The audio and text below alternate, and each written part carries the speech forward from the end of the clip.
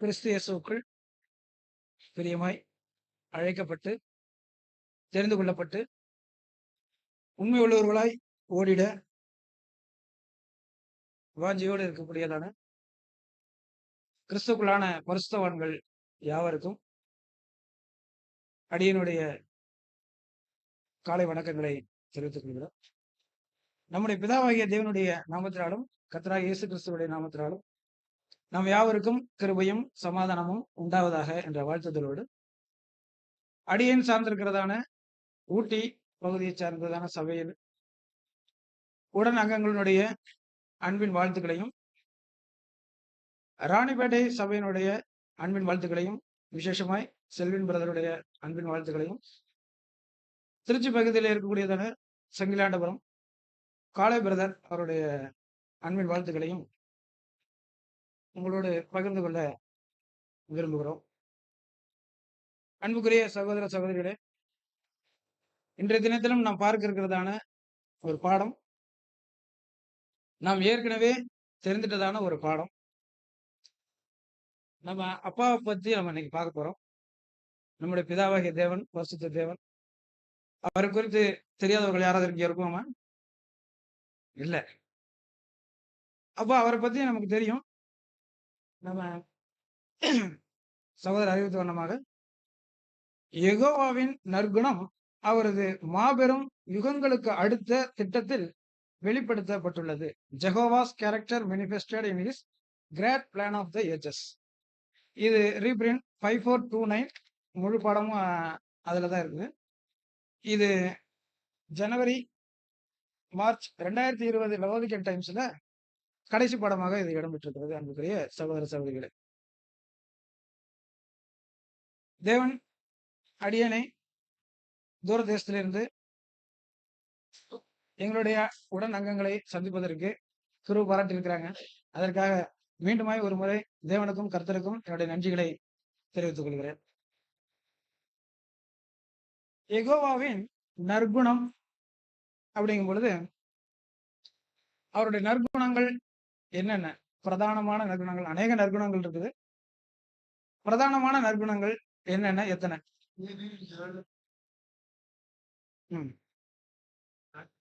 4 பிரதானம். இன்னும் அவ்வளவுதானா? வேற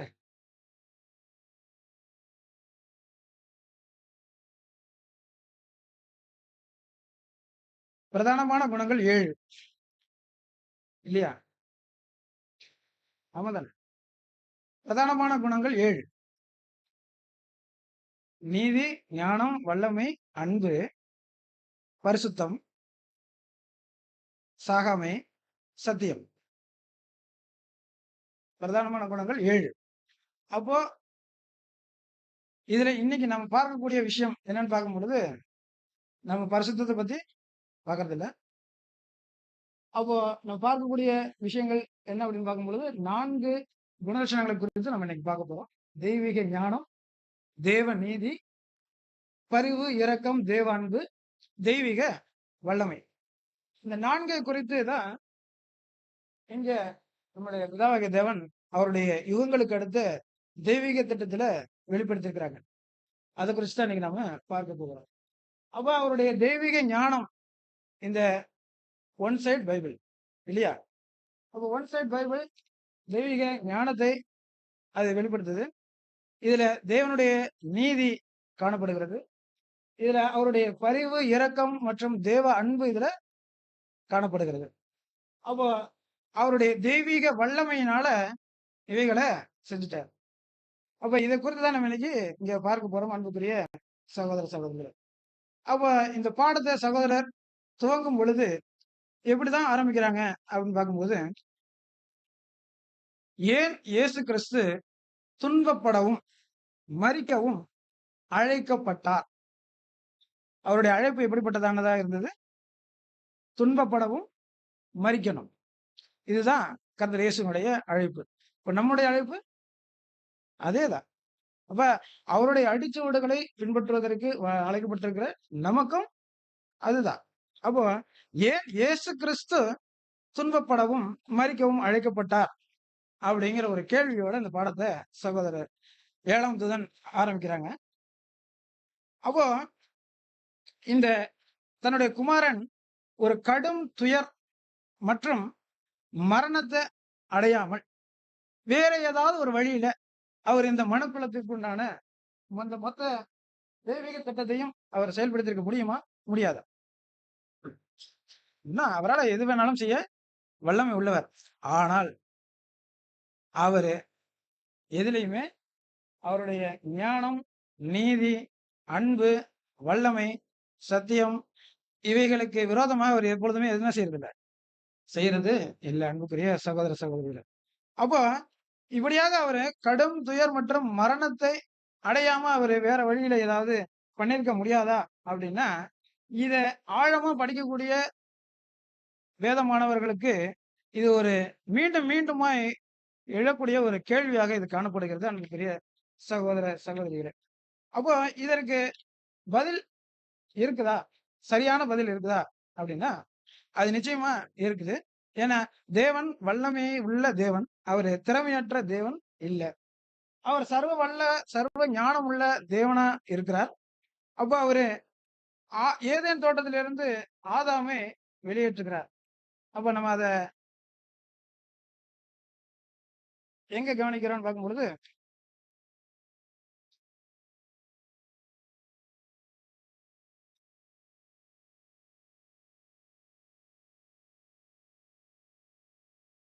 ஆதியாகமம்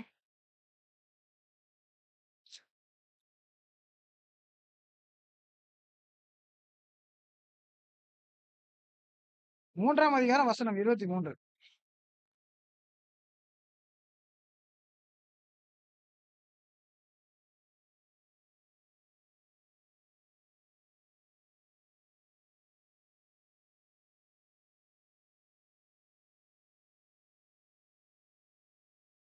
அப்போ ஏதேன் தோட்டத்திலிருந்து அவரை அனுப்பிவிட்டார். மன்னிக்கணும். வசனங்கள் முன்ன பின்ன இருக்கிறத நீங்க கொஞ்சம் அட்ஜஸ்ட் பண்ணிக்கணும். அப்போ அவன் எடுக்கப்பட்ட மண்ணை பண்படுத்த தேவனாகிய கர்த்தர் அவனை ஏதேன் தோட்டத்திலிருந்து அனுப்பிட்டார். அப்ப அனுப்புன பிறகு அங்க அவரு ஒரு சில காலம் துன்புற்று இருந்து ஒரு பாடம் கற்றிருந்த நிலைமையில மீண்டுமாக அவர் தேவ தயவுக்கு சீர்பிறந்திருக்க செய்திருக்க முடியுமா? முடியாதா? அப்படின்னா, இங்க சகோதரர் 7ஆம் தூதன் அப்படிதான் குடுக்குறாங்க. அப்போ செய்திருக்க முடியும் அப்படிங்கிறாங்க. அப்ப இத எப்படி நம்ம கவனிக்கலாம்ன்னு பார்க்கும்பொழுது, இப்ப ஆதாம் சிருஷ்டிக்கப்பட்டிருக்காரு. அதுக்கு பிறகு ஏவாள் சிருஷ்டிக்கப்படுறாங்க. ஏவாளினுடைய வருகைக்கு பிறகு அவங்க அவங்களுடைய அன்புல அவங்க திளைத்திருக்கிறாங்க. அப்போ அந்த அன்பை பிரிய மாட்டாம அவரு என்ன பண்றாரு? கீழ்ப்படியாமைக்குள்ளார கடந்து போகிறார் என்பதுடைய சகோதர, சகோதரர். அப்ப அப்படி அவருங்க கடந்து போகும்பொழுது கீழ்ப்படியாமையின் மூலமாக பாவம் இந்த உலகத்துல பிரவேசிக்குது. அப்ப பிரவேசிக்கும் பொழுது அவரு ஒரு பாடம் கற்றுக்கொள்ள வேண்டியது அவசியமா இருக்குது. அப்ப என்ன பாடம் அவர் கற்றுக்கலாம்? அப்படின்னா, அவருக்கு முதல்ல ஏற்பட்டிருக்கிற பாடம் என்ன லெசன் அவர் கத்திருப்பார்? முதலாவது அங்க அவரு பாவம் செஞ்ச உடனே என்ன நடக்குது அங்க? ஆ. அப்போ அங்க அவரு வெட்கமடைகிறார். ஏன்? பாவம் செஞ்சுட்டதுனால வெட்கமடைகிறார். அப்போ அதுவரையிலும் பிதாவாகிய தேவனோடு அவர் எப்படி இருக்கிறார்ன்னா, ஒரு உறவுக்குள்ளார சஞ்சரித்துக் கொண்டிருக்கிறார். அந்த ஒரு அந்த ஒரு சஞ்சாரத்துக்கு அளவு ஏதாவது இருக்குதா? ஆனா இங்க என்ன பண்ணிட்டாருன்னா, ஏவாளினுடைய நிமித்தம் அவர் என்ன பண்ணிட்டாருன்னா, அங்க பிதாவாகிய தேவனுடைய உறவையே அவர் துண்டித்துக் கொள்வதற்கு தயாராயிட்டார். ஏவாளினுடைய தன்னைப் போலவே இருக்கக்கூடிய ஒரு மனுஷி, தன்னை தன்னை கூடவே இருக்கக்கூடிய, தன்னைப் போலவே பேசக்கூடிய, தன்னோடு முகமுகமாய் சஞ்சாரித்துக் கொண்டிருக்கக்கூடிய ஒரு ஒரு உறவை அவரு இழக்கிறதுக்கு துணியாம, பிதாவாகிய தேவனிடத்தில அவர் கொண்டிருந்த மாபெரும் ஒரு உறவை அவர் துண்டித்துக் கொள்வதற்கு தயாராயிட்டார் அன்புக்குரிய சகோதர, சகோதரிகளே. அப்ப அப்படி பார்க்கும் பொழுது, அந்த மாதிரி அவர் செஞ்சதுனால, அங்க என்ன ஆகுதுன்னா, தேவனோடு கொண்டிருந்த தொடர்பு துண்டிக்கப்படுது. அதன் மூலமா இங்க நம்ம வாசிச்சோம். அவன் எடுக்கப்பட்ட மண்ணை பண்படுத்துறதுக்கு என்ன பண்ணிட்டாரு? நெற்றி வேர்வை நிலத்துல சிந்த நீ பாடுபட்டு உழைக்க வேண்டும் என்று சொல்லி என்ன பண்ணிறார்? அந்த ஏதேன் தோட்டத்தை விட்டு வெளியே அனுப்புகிறார். அதுவரையிலும் அவருக்கு கஷ்டம், துன்பம் அல்லது ஏதாவது ஒண்ணு தெரியுமா? இல்ல. தீமை என்பது அறியாதவர். தீமையினுடைய விளைவுகளை அறியாதவர். அப்போ தீமையினுடைய விளைவுகளை அறியாத ஆதி தகப்பன் இப்போ தீமையினுடைய முதல் விஷயம் என்னன்னா, பாவத்தின் மூலமாக பிதாவாகிய தேவனிடத்தில் இருந்த தொடர்பு அவரு துண்டிக்கப்படுகிறத நம்ம இங்க கவனிக்கிறோம். அன்புக்குரிய சகோதர சகோதரிகளே. அப்போ நம்ம இங்க கவனிக்கிறோம். இந்த தொடர்பு துண்டிக்கப்பட்ட பிறகு அவரு அடுத்தது இன்னொரு லெசனுக்குள்ள போறார். இன்னொரு பாடம் கற்றுக்கொள்கிறார். என்ன அப்படின்னா, காயின் பிறக்கிறார். அப்ப காயினுடைய குணநலன்களும், குண அவலட்சணம் தான் சொல்லணும். அப்ப குண அவலட்சணங்களை ஆதி தகப்பனாகிய ஆதாமுடைய குணத்திற்கோ, அல்லது பிதாவாகிய தேவனிடத்திலிருந்து அவர் பெற்றுக்கொண்ட அந்த விஷயங்களுக்கோ முற்றிலும் மாறுபட்ட ஒரு காரியமாக அது காணப்பட்டது. அப்ப இவைகளை பார்க்கும் பொழுது ஒரு ஒரு ஒரு தகப்பனுடைய இருதயம் எப்படிப்பட்டதாக இருந்தது. அப்போ என்னுடைய பிள்ளை நான் நான் எப்படி இருக்கிறேனோ, அதே போல தான் என்னுடைய பிள்ளை இருக்கணும்னு ஒவ்வொரு தகப்பனும் விரும்புவோம். இது இயல்பு. அப்போ இவரு இந்த ஆதி தகப்பன் எப்படிப்பட்டவரா அவரு அத ஃபீல் பண்ணியிருப்பார். அப்ப அத அவரு உணர்ந்து அத வந்துட்டு பண்ணும்பொழுது, அவர் அந்த வேதனைக்குள்ளாக அவரு கடந்து சென்றிருக்க வேண்டும் அன்புக்குரிய சகோதர சகோதரிகளே. அப்ப அப்படி பார்க்கும் பொழுது, அடுத்தது ஒரு இன்சிடென்ட் நடக்குது. என்ன அப்படின்னா, ஆபேலினுடைய பிறப்பு. ஆபேலினுடைய பிறப்பு. அப்ப அங்க அவருக்கு முதல்ல காயின் பிறந்து அவரால ஏற்பட்ட தொல்லைகள், அவருடைய தீய குணங்கள் எல்லாமே அவருக்கு மனம் மடிவச் செய்திருக்கிறது. அதற்கு பிறகு ஆபேலினுடைய வரவு அவருக்கு சந்தோஷத்தை கொடுத்தது. ஏன்னா, ஆதாமைப் போலவே அவரும் தேவனுக்கு பிரியமான பிள்ளையா நடந்து கொள்வதற்குண்டான எல்லா குணலட்சணங்களையும் பெற்றிருக்கிறவராக அவர் காணப்படுகிறார். இதற்கு நம்ம ஆதாரமாக நம்ம வாசிக்கிறோம். தேவன் ஏற்றுக்கொள்ளத்தக்க பலியை அவரு கொடுத்தார். அப்ப ஆபேல் கொடுத்தார். அப்ப அப்படி பார்க்கும் பொழுது, ஆபேலினுடைய வளர்ச்சியும், காயினுடைய வளர்ச்சியும் பார்க்கும் பொழுது, அங்க துக்கம் ஏற்பட்டிருக்கு, இங்க சந்தோஷம் ஏற்பட்டிருக்கு. இப்போ மிகவும் சந்தோஷத்தை கொடுத்திருக்கக்கூடியதான ஒரு மகனுடைய பேர் இழப்பு இப்ப இங்க காணப்படுது. அப்ப ஆபேலினுடைய மரணம், காயின் வந்துட்டு ஆபேல கொலை செய்றாரு. அப்ப காயின் வந்து ஆபேல கொலை செய்யும் பொழுது, அந்த பிரிவை, அந்த வேதனை அவர வந்துட்டு அதிகமா நொறுக்கி இருக்கணும் அன்புக்குரிய சகோதர சகோதரிகள். இது உணர்வுபூர்வமா நம்ம யோசிக்கும் பொழுது, இது உண்மையிலேயே ஒரு புத்திர சோகம் அப்படிங்கிறது ரொம்ப பெரிய ஒரு கஷ்டமான ஒரு விஷயம். ஒரு ஒரு ஒரு ஒரு ஒரு வயசு அளவுக்கு வளர்த்துட்டு, அவர இழந்துட்டாங்க அப்படின்னா, ஒரு பெற்றோரால அது தாங்கிக் கொள்ளவே முடியாத கடும் துயரம். இப்படிப்பட்டதான ஒரு கடும் துயரத்துக்கு மத்தியில அவர் வந்துட்டு ஜீவிக்கிறார். அப்போ இப்படியே கடந்து வருது. ஆதாமுடைய எத்தன வருடம்? 930 வருடங்கள். அப்ப 930 வருடங்கள் அநேகமா அதுதான் நினைக்கிறேன். அப்ப 930 வருடங்கள் அவரு ஜீவிக்கிறார். அந்த 930 வருடத்துல அவருடைய சந்ததியினுடைய சீர்கேடுகளை அவர் பார்க்கிறார். அப்ப பார்க்கும்பொழுது அவருடைய இருதயம் எப்படிப்பட்டதாக இருந்திருக்கும்?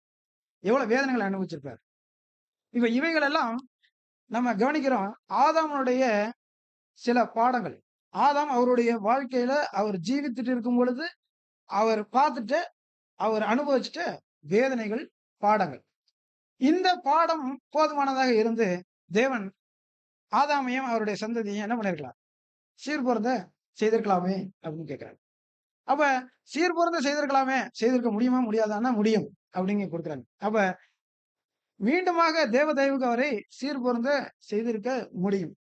அதே மாதிரி அவருடைய சந்ததியில வந்துட்டதான முழு மனுக்குலத்தையும் ஒரு சில அனுபவங்களின் மூலமாக, ஒரு சில பாடங்களை அவர்கள் கற்றுக்கொண்ட பிறகு, அவங்கள மீண்டுமாய் தேவனிடத்துல அனுகூலமாக பண்ணியிருக்க முடியும் அப்படின்னு இங்க கொடுக்க வர்றாங்க. அப்போ ஆதாமுடைய குழந்தைகள் எல்லோரும் சில தண்டனையை அனுபவித்திருந்து, சில சுத்திகரிக்கும் அனுபவங்களை பெற்று, அப்போ சுத்திகரிக்கும் அனுபவங்களுங்கும் பொழுது நம்ம இங்க கவனிக்கிறோம்.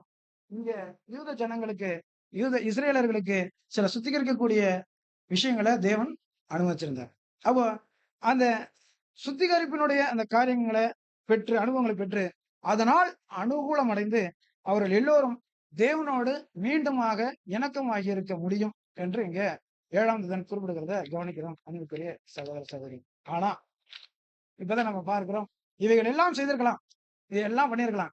ஆனா எது தடுத்துருச்சுன்னு பார்க்கும் பொழுது, முதல் விஷயம் நம்ம பார்க்கிறோம், தெய்வீக ஞானம். அப்ப இந்த தெய்வீக ஞானம் அத என்ன பண்ணிடுச்சுன்னு பார்க்கும் பொழுது, அது தடுத்துருச்சு. எப்படி தடுத்துருச்சு அப்படின்னு பார்க்கும் பொழுது, மகா பெரிய ஞானமான திட்டத்தை அந்த தெய்வீக ஞானம் ஏற்படுத்தி இருந்தது ஆதியிலேயே. அப்போ மகா பெரிய ஞானமான திட்டத்தை அது ஏற்படுத்திருந்துச்சு. இந்த திட்டம் ஏன் ஏற்படுத்தப்பட்டிருக்குது அப்படின்னு பார்க்கும் பொழுது, தெய்வீக ஞானம் என்ன நினைச்சிருக்குது அப்படின்னு பார்க்கும் பொழுது, தேவதூதர்கள், கேருபீம், சேராபீம் மற்றும் மனிதர்களாகிய தம் புத்தி கூர்மையுள்ள சிருஷ்டிப்புகள் நித்திய ஜீவனை ஆதாயமாக்கணும். இதுதான் தேவனுடைய இன்டென்ஷன், தேவனுடைய விஸ்டம். அவருடைய ஞானம் எதை எதிர்பார்த்திருக்குது அப்படின்னு பார்க்கும் பொழுது, தேவதூதர்கள், கேருபீம், சேராபீம் மற்றும் மனிதர்களாகிய தம்முடைய புத்தி கூர்மையுள்ள சிருஷ்டிப்புகள் யாவரும் நித்திய ஜீவனை ஆதாயமாக்க வேண்டும். அதுக்கு அவங்க என்ன பண்ணணும் அப்படின்னா, அங்க ஒரு நிபந்தனையை தேவன் வைக்கிறார். என்ன நிபந்தனை பார்க்கும் பொழுது, தன்னுடைய உண்மை தன்மையை ஒவ்வொருவரும் காட்டணும். அப்போ கேருபீம், சேராபீம், தேவதூதர்கள், மனிதர்களாகிய தம் புத்தி கூர்மையுள்ள சிருஷ்டிப்புகள் யாவரும் தன்னிடத்திலே உண்மை தன்மையை நிரூபிக்க வேண்டும் அப்படின்னு தேவ ஞானம் கேட்கிறத நம்ம இங்க கவனிக்கிறோம், அன்புக்குரிய சகோதர சகோதரிகள். அப்போ தேவ ஞானம் இவைகளை எதிர்பார்க்கும் பொழுது, அப்போ ஒரு விஷயம் உண்மையா பொய்யா என்பதை எப்படி நம்ம கவனிப்போம், கண்டுபிடிப்போம் அப்படிங்கும் பொழுது, தெய்வீக ஞானத்துல நம்ம முதலாவது கவனிக்கிறோம் டெம்டேஷன், சோதனைகள். அப்போ ஒரு விஷயத்த பொண்ணை எதனால வந்துட்டு சோதிப்பாங்க அப்படின்னா, அக்னியினால சோதிப்பார்கள். அப்ப அந்த மாதிரி சோதிக்கிறதுனுடைய விஷயம் என்ன அப்படின்னா, அது கழிவுகளற்ற சுத்த பொன்னாக விளங்கணும். அப்ப நம் அந்த புத்தி கூர்மையுள்ள தம்முடைய புத்தி கூர்மையுள்ள சிருஷ்டிப்புகள், தேவதூதர்கள், கேருபீம், சேராபீம், மனிதர்கள் யாவரும் பொன்னாக விளங்கணும், அதுவும் சுத்த பொன்னாக விளங்கணும் அப்படின்னா, அவர்கள் தங்களுடைய உண்மை தன்மையை நிரூபிக்கணும். அதை எதன் மூலமாக பார்க்கும் பொழுது, சோதனைகளின் மூலமாக என்பதை இங்க கவனிக்கிறோம், அன்புக்குரிய சகோதர சகோதரிகள். அப்ப சோதனைகள்ங்கும் பொழுது, சோதனைகள் முதல்ல யாருக்கு வந்துச்சு அப்படின்னா, அது சாத்தானுக்கு தான் முதல்ல, லூசிபருக்கு தான் முதல்ல அது வந்தது. அப்ப அவருக்கு எது வந்துருச்சு? அவனுக்கு பெருமை. அப்போ அவரு ஏன் அந்த மாதிரி பண்ணிட்டாரு, ஏன் அப்படி அவன் பண்ணிட்டான் அப்படின்னு பார்க்கும் பொழுது, தனக்கு கீழே இருக்கக்கூடிய அவரு பிதாவாகிய தேவன் லோகோஸ சிருஷ்டிக்கிறாங்க. அதற்கு பிறகு லோகோஸ் இவர் லூசிபரை சிருஷ்டிக்கிறாரு. அப்போ 3வது இடத்துல இருக்கக்கூடிய பிதாவாகிய தேவனுக்கு அடுத்த நிலைக்கு அடுத்த நிலையில இருக்கக்கூடிய ஒரு கேருப், அந்த கேருப பாதுகாக்குவதற்காக உருவாக்கப்பட்ட கேருபா உருவாக்கி தேவன் எல்லாவற்றிலும் தேவதூதர்களுக்கும் கீழ அடிநிலைமையில இருக்கக்கூடியதான பரிபூர்ண மனிதர்களை அவர் பாதுகாக்கணும். இதற்காகத்தான் அவரு தேவன் கொண்டாந்து வச்சுட்டாங்க. அப்ப இந்த முழு உலகத்தையும் சிருஷ்டித்து எல்லா காரியங்களும் நடக்குது இதற்கு முன்பதாக. அப்ப எல்லாமே நடந்து முடிந்த பிறகு அங்க கடைசியில ஆதாம சிருஷ்டிக்கிறார், ஏவாளை சிருஷ்டிக்கிறாங்க. அங்க அவர்களை பாதுகாப்பதற்காக இவர் அங்க நியமிக்கும் பொழுதுதான் அங்க என்ன நடக்குதுன்னா, நான் எப்பேற்பட்ட இடத்துல இருக்கக்கூடியவன், வானபரியந்தம் நான் வந்து உயர்ந்திருக்கிறேன், நான் 3rd பிளேஸ்ல இருக்கிறவன், என்ன கொண்டு வந்து ஒரு ஒரு எம்டிய கொண்டு வந்து பியூனை பாத்துக்கங்கன்னு சொன்னா ஒத்துக்குவாங்களா? அப்போ நான் என்ன மாதிரியான ஒரு ஹையர் பொசிஷன்ல இருக்கிறேன், என்னுடைய பொசிஷனை தெரிஞ்சுட்டே நீங்க இப்படி பண்றீங்க அப்படின்னா, நான் என்ன பண்றேன் அங்க? உங்களுக்கு நேர் எதிரடையான ஒரு அரசாட்சியை நான் உருவாக்குகிறேன்னு அங்க ஆரம்பிக்கிறான் சாத்தான். நம்ம கவனிக்கலாம். ஓவர்லேண்ட் மந்த்லில ஏசாயா 14 வசனம் வாசிக்க.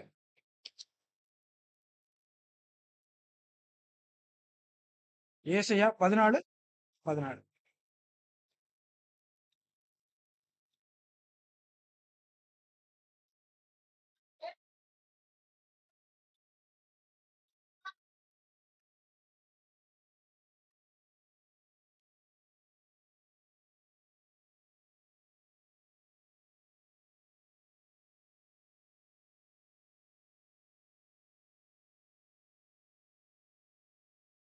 லைக் த மோஸ்ட் ஹை, அதுக்கு வந்துட்டு கமெண்ட்ரியில கொடுத்துருக்காங்க. ரீப்ரிண்ட் 4928/6ல மற்றும் 1515 for true. His peer his equal. Peer அப்படின்னா சமமான. அப்ப ஈக்குவல். அவருக்கு சமமா நான் இருப்பேன். அப்ப பிதாவாகிய தேவனுக்கு சமமா நான் இருப்பேன். அப்படிங்கிற ஒரு தாட் அவருக்குள்ளார வந்துட்டுதுங்கிறத நம்ம இங்க கவனிக்கிறோம். அப்போ இன்னொரு இடத்துல பேசும்பொழுது ஓவர்லேண்ட் மந்த்லி தான் 15 for 3ல not to take ஜெகோவாஸ் place, not to take ஜெகோவாஸ் place but to establish rival Dominion. அப்போ ஒரு எதிரடையான ஒரு அரசாட்சியை உண்டாக்கணும். அதுதான் அவருடைய திட்டமே ஒழிய யெகோவா தேவனுடைய இடத்தை எடுத்துக்கிறது இல்லை. சாத்தானுடைய நோக்கம் யெகோவா தேவனுடைய இடத்தை நான் எடுத்துக்குவேன் அப்படி சொல்லலையா. ஆனா அதற்கு ஆப்போசிட்டா நீங்க அங்க இருக்கீங்களா, நான் இங்க இருப்பேன். உங்களுக்கு ஆப்போசிட்டா நான் செய்வேன். நீங்க என்ன செஞ்சுட்டாலும் சரி, இது செய்றீங்களா, இதுக்கு நான் ஆப்போசிட்டா செய்வேன். இதை நடத்த விடாம பண்ணுவேன். இப்படியாக அவருக்கு எதிரடையாக எதிரடையாக இந்த விஷயத்தை அவரு பண்றதை நம்ம இங்க கவனிக்கிறோம். அன்புக்குரிய சகோதர சகோதரி. அப்போ சாத்தானுடைய நோக்கம் என்னன்னு பார்க்கும் பொழுது இதுதான். அப்போ இந்த தாட்டுக்குள்ளார அவன் வந்துட்டதுக்கு உண்டான காரணம் என்னன்னா சோதனை. அவனுக்கே உரியதான அந்த டெம்டேஷன். அப்போ கீழ்ப்படிதல் தாழ்மை என்ற அந்த டெம்டேஷனுக்குள்ளார அவன் என்ன ஆயிட்டான், விழுந்துட்டான். மீண்டும் அவனால எழுந்திருக்க முடியுமா? ஒருபோதும் இல்லை. யாருக்கு வேணாலும் மன்னிப்பு இருக்கு. ஆனா அவனுக்கு மாத்திரம் எக்ஸப்ஷன். அவனுக்கு மாத்திரம் இல்ல. தேவன் அப்படி வைக்கவே இல்லை. அப்ப அவனுக்கு என்னதான் அழிவுதான் காத்திருக்கு. அப்போ நம்ம இங்க கவனிக்கிறோம் எசேக்கியேல் 28ஆம் அதிகாரம் வசனம் 16.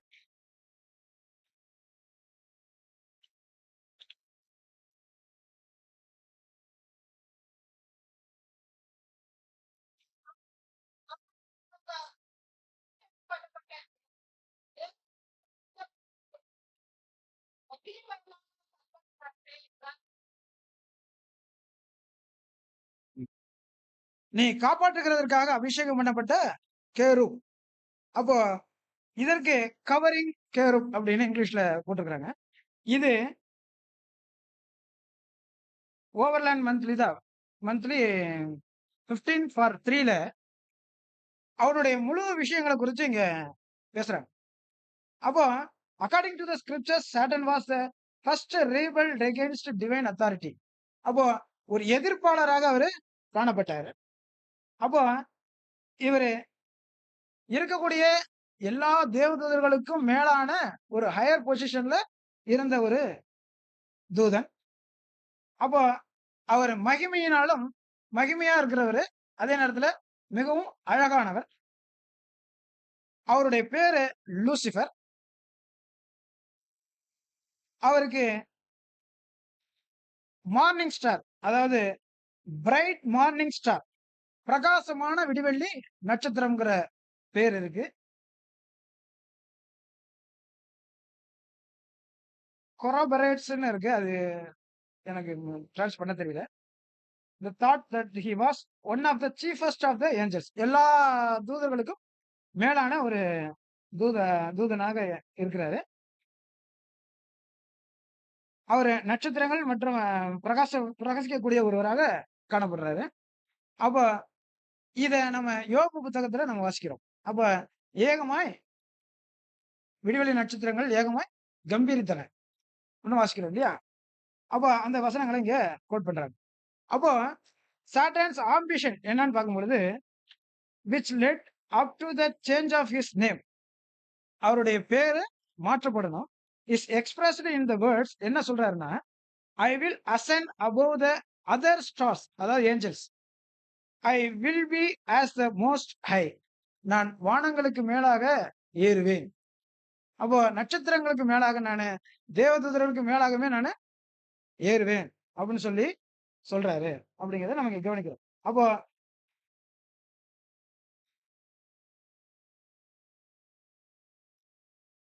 அவரை குறித்து, சாத்தானை குறிச்சு இப்படி நம்ம இங்க கவனிக்கிறோம். அப்போ 7ஆம் தூதன் தன்னுடைய ஓவர்லேண்ட் மந்த்லில இந்த மாதிரி அவனை குறித்து குறிப்பிட்டிருக்கிறத நம்ம இங்க கவனிக்கிறோம். இப்படியாக சாத்தான் தன்னுடைய சோதனையில அவரு விழுந்துறத நம்ம இங்க கவனிக்கிறோம் அன்புக்குரிய சகோதர சகோதரிகளே.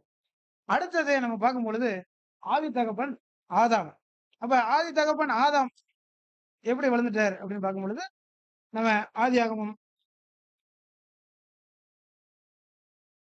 2ஆம் அதிகாரம் வசனம் 16 மற்றும் 17 வாசிக்க கேட்கலாம்.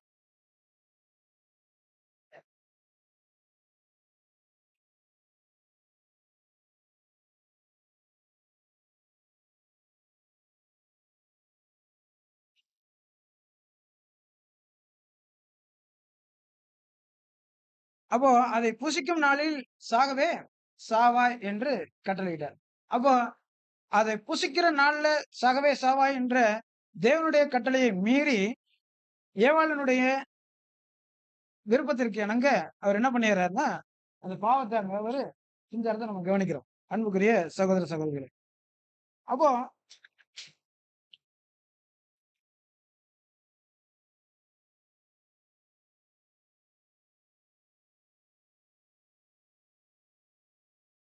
அப்போ அவருடைய அங்க உண்மை தன்மை அவரு என்ன பண்ணலன்னா நிரூபிக்கலைங்கிறத நம்ம இங்க கவனிக்கிறோம் அன்புக்குரிய சகோதர சகோதரிகள். அப்போ இது நிமித்தமாக அவர்களது உண்மைத்தன்மையை நிரூபிக்க அனைவரும் பரீட்சிக்கப்பட வேண்டும் என்று தேவன் தீர்மானித்திருந்தார். அந்த தீர்மானத்திலிருந்து ஆதி தகப்பனாகிய ஆதாம் சாத்தான் மூலமா என்ன பண்ணப்பட்டுட்டார் அப்படின்னு பார்க்கும் பொழுது அவரு கீழே விழுந்துட்டாருங்கிறத நம்ம இங்க கவனிக்கிறோம். அப்போ அவருடைய புத்தி கூர்மையுள்ள சிருஷ்டிப்புகள் எல்லாரும் அவரது நன்மை தன்மையை புரிஞ்சு கொண்டு அவர் சிங்காசனத்தின் மீது வீற்றிருப்பவருக்கு கனமும் வல்லமையும் என்றென்றைக்கும் உண்டாவதாக என்று வியப்புடன் உறக்க கூறக்கூடிய ஒரு நோக்கத்தை தேவன் கொண்டிருந்தாருங்கிறத நம்ம இங்க கவனிக்கிறோம் அன்புக்குரிய சகோதர சகோதரி. அப்போ இங்க ஒரு அருமையான ஒரு விஷயத்த நம்ம இங்க கவனிக்கிறோம். அப்போ இப்படிப்பட்டதான ஒரு உண்மைத்தன்மையை நிரூபிக்கிறதுக்கு உண்டான விஷயத்த இதற்கு முன்பதாக எங்கேயாவது சொல்லிருக்கிறாங்களான்னா எங்கேயுமே சொல்லல. அது மனிதன் சிருஷ்டிக்கப்பட்ட நேரம் வரைக்கும் தம் திட்டத்தில் உள்ள இந்த அம்சத்தை தேவன் அறிய பண்ணவில்லை அப்படின்னு நீங்க கொடுக்குறாங்க. அப்போ up to the man was created, God had not man known this future of his plan. அப்போ ஆதாமை சிருஷ்டிக்கிற வரைக்குமே சிருஷ்டித்து இந்த வார்த்தைகளை தேவனாய கர்த்தர் மனுஷனை நோக்கி இந்த தோட்டத்தில் உள்ள சகல விருட்சத்தின் கனியையும் புசிக்கவே புசிக்கலாம், ஆனாலும் நன்மை தீமை அறியத்தக்க விருட்சத்தின் கனியை புசிக்க வேண்டாம், அதை நீ புசிக்கும் நாளில் சாகவே சாவாய் அப்படிங்கிற இந்த மரணம் சம்பந்தமான இந்த சாகவே சாவாய்ங்கிற இந்த பிரமாணம், இந்த நீதியினுடைய பிரமாணத்தை இதுவரையிலுமே பிதாவாகிய தேவன் எங்கேயுமே சொல்லல. ஆனா அதற்கு முன்பதாக எவ்வளவு யுகங்கள் எவ்வளவு காலங்கள் ஓடிடுச்சு, எவ்வளவு காலங்கள் போயிட்டு இருக்கு. அப்ப அதற்கு முன்பதாக சாத்தான் விழுந்துட்டது எங்கதான் விழுந்துட்டாரு, ஆதாம் சிருஷ்டிக்கப்பட்ட பிறகுதான் விழுந்துட்டார். அப்போ அதற்கு முன்பதாக வரையிலுமே எப்படிதான் போயிட்டு இருக்கு, எல்லாமே கீழ்ப்படிதல் தான் போயிட்டு இருக்கு. அப்போ கீழ்ப்படியாமைங்கிற ஒரு விஷயமே இல்ல. அப்ப கீழ்ப்படியாமைன்னா என்னன்னு தெரியாது. அப்போ இந்த மரணம் அப்படிங்கிற விஷயத்த, அதாவது கீழ்ப்படிந்தால் ஜீவன், கீழ்ப்படியலைன்னா மரணம். அப்போ மரணம்ங்கிற இந்த விஷயத்த, அழிவு என்கிற விஷயத்த தேவன் முதல்ல எங்கதான் கொடுக்குறாங்கன்னா ஆதாம சிருஷ்டித்து அவருக்கு அந்த தெய்வீக பிரமாணத்தை அவர் சொல்ற வரையிலுமே, அவருடைய கவர்மெண்ட், அவருடைய அரசாங்கத்துல அவருடைய அந்த திட்டத்தை அவர் சொல்ற வரையிலுமே என்னன்னா சொல்லப்படல. அப்ப அது வரையிலுமே தெரியல. அப்ப அது வரைக்கும் இவங்கெல்லாம் அந்த அளவுக்கு பிதாவாகிய தேவனுடைய கட்டுப்பாட்டுக்குள்ளார அவங்க இருந்தாங்க. அப்ப அவங்களுடைய இருதயத்துல அவைகள் எழுதப்பட்டிருந்தது. அப்போ இவைகள் அது வரையிலுமே காணப்படல, சொல்லப்படல அப்படிங்கிறத நம்ம இங்க கவனிக்கிறோம். அப்போ பாவத்துக்கான தண்டனை மரணம் என்று அவர் மனிதனை சிருஷ்டித்த பொழுதுதான் என்ன பண்றாருன்னா பிரகடனப்படுத்தியிருக்கிறார். அப்போ இதனால் நீதிமான் மட்டுமே ஜீவிப்பான், பாவிகள் அனைவரும் இறுதியில் அழிக்கப்படுவார்கள் என்பதை நாங்க கவனிக்கிறோம் அன்புக்குரிய சகோதர சகோதரிகள். அப்போ இந்த இறுதி தண்டனைய தேவன் என்ன பண்ணிட்டாருன்னா போர்னோன் ஏற்கனவே முன்னறிந்திருந்து முன்னமே ஏற்பாடு செய்திருந்தார். அப்பதான் உலக தோற்றத்துக்கு முன்பதாகவே அடிக்கப்பட்ட ஆட்டுக்குட்டி அவருடைய சிந்தையில தேவன் அதை நிர்மாணம் பண்ணியிருந்தாருங்கிறத நமக்கு கவனிக்கிறோம் அன்புக்குரிய சகோதர சகோதரிகளை. ஒருவேளை இந்த பாவத்தினுடைய இந்த முடிவுகளை, இந்த மாதிரியான விஷயங்கள தெரிஞ்சிருந்தாங்கன்னா, அப்போ பரிபூரண ஜீவனோட இருக்கக்கூடிய ஆதாம் சந்ததி பெருகி, பாவம் செய்யறதுக்கு முன்பதாக, கீழ்ப்படியாமைக்குள்ளார போறதுக்கு முன்பதாக சந்ததி பெருகி, அப்போ வந்திருக்கக்கூடிய அந்த பரிபூரண குழந்தைகள் இந்த கீழ்ப்படியாமைய தேர்ந்தெடுத்திருப்பார்களா? அப்படின்னா இல்ல. அப்ப அவங்க என்ன பண்ணியிருக்க மாட்டாங்களாமா, இவைகளை தேர்ந்தெடுக்க மாட்டார்கள் அப்படின்னு இங்க குடுக்குறாங்க. அநேகர் பாவத்தை தேர்ந்தெடுக்க மாட்டார்கள். பூரண ஆற்றலோடு பிறந்திருந்து அவங்க என்ன பண்ணுவாங்கன்னா, சரியான டிசிஷன் தான் செய்வாங்க. அப்போ ஆதாம் தன்னைப் போலவே இருக்கக்கூடியதான, தன்னோடு முகமுகமா பேசிக்கிட்டு இருக்கிறதான, தன்னோடு இருக்கக்கூடியதான அந்த அன்பிலிருந்து அவர் விலக முடியாம, இந்த கீழ்ப்படியாமைக்குள்ளார போயிட்டாரு. இப்படியாக தேவன் நியமித்திருந்தார். அப்போ இதே மாதிரி ஒருவேளை இவங்க பிரியாம இருந்திருந்து, இவங்க இவர்கள் மூலமாக சந்ததி பெருகி இருந்திருந்தால், இந்த மாதிரி ஒரு விஷயம் நடந்திருக்காது. ஆனா, இதனுடைய கன்டினியூட்டி பின்னாடி நம்ம பார்க்கலாம்.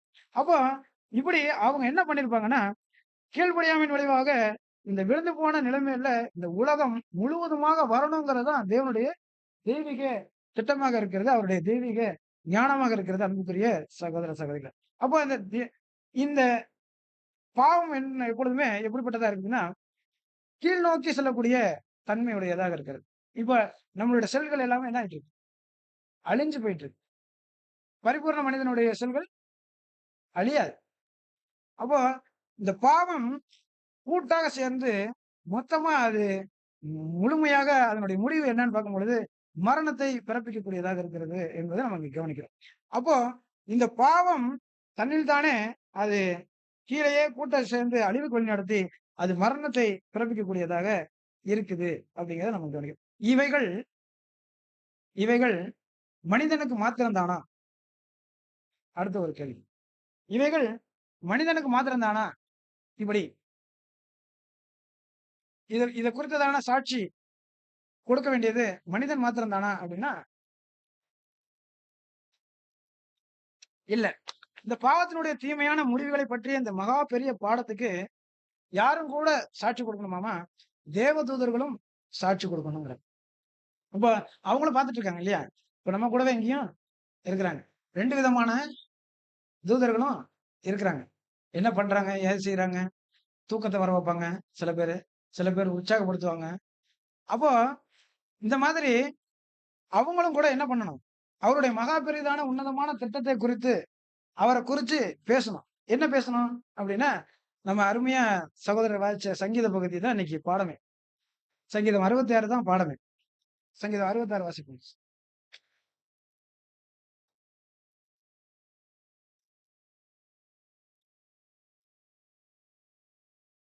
பூமியின் குடிகளே, நீங்கள் எல்லோரும் தேவனுக்கு முன்பாக கம்பீரமாய் பாடுங்கள். என்ன பாடணும்? தேவனுக்கு முன்பாக கம்பீரமாய் பாடுங்கள்.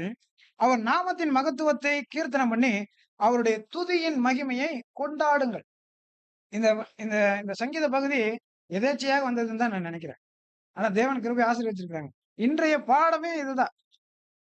தேவனுடைய நோக்கம் என்ன? இந்த முழு தெய்வீக திட்டத்துல அவருடைய நற்குணங்களை அவர் வெளிப்படுத்தியிருக்கிறதனுடைய நோக்கம் என்ன அப்படின்னு பார்க்கும் பொழுது இதுதான். அவரை கொண்டாடணும். தேவனுக்கு முன்பாக கம்பீரமாய் பாடணும். அவருடைய நாமத்தினுடைய மகத்துவத்தை கீர்த்தனம் பண்ணி, அவருடைய துதியின் மகிமையை கொண்டாடுங்கள். அப்போ அவருடைய துதியினுடைய மகிமையை நாம கொண்டாடணும். தேவனை நோக்கி உமது கிரியைகளில் எவ்வளவு பயங்கரமா இருக்கிறீர் பாருங்க. உங்களுடைய கிரியைகள் எவ்வளவு பயங்கரமா இருக்கிறீர். உமது மகத்துவமான வல்லமை நிமித்தம் உங்களுடைய சத்துருக்கள் உமக்கு இச்சகம் பேசி அடங்குவார்கள். பாருங்க, நம்ம இந்த பாடம் முடியும் பொழுது நம்ம இத சொல்லுவோம். அப்படிப்பட்டதான ஒரு பாடம் இது. அப்போ அவருடைய கிரியை எவ்வளவு பயங்கரமா இருக்கு பாருங்க. எவ்வளவு ஒரு பெரிய விஷயம் பண்ணியிருக்காரு. இதுல எவ்வளவு விஷயங்களை செஞ்சிருக்கிறார். இன்னும் நம்ம பார்க்க போறோம் இதுல. அப்போ அவருடைய கிரியைகள் அவ்வளவு பயங்கரமா இருக்கு.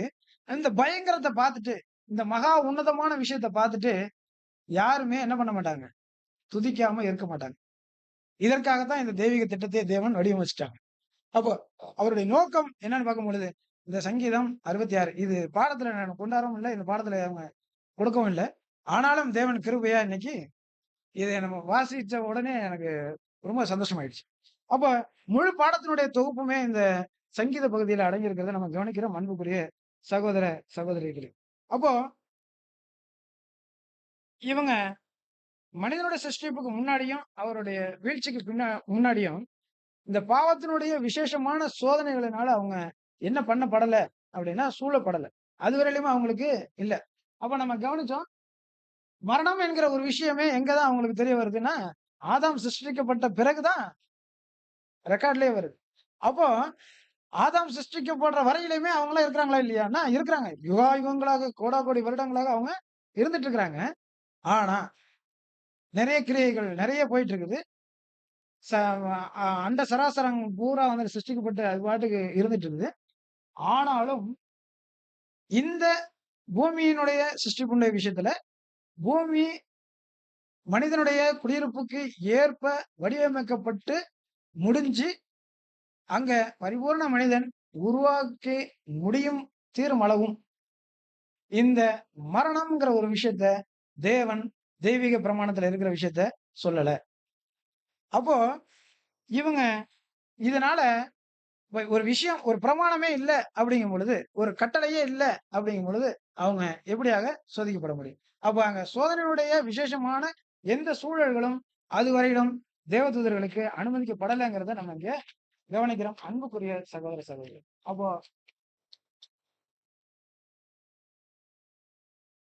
அப்போ நம்ம சாத்தானுடைய சோதனையை நம்ம கவனிச்சோம். அடுத்தது ஆதி தகப்பனாகிய ஆதாமுடைய சோதனை குறித்து நம்ம கவனிச்சோம்.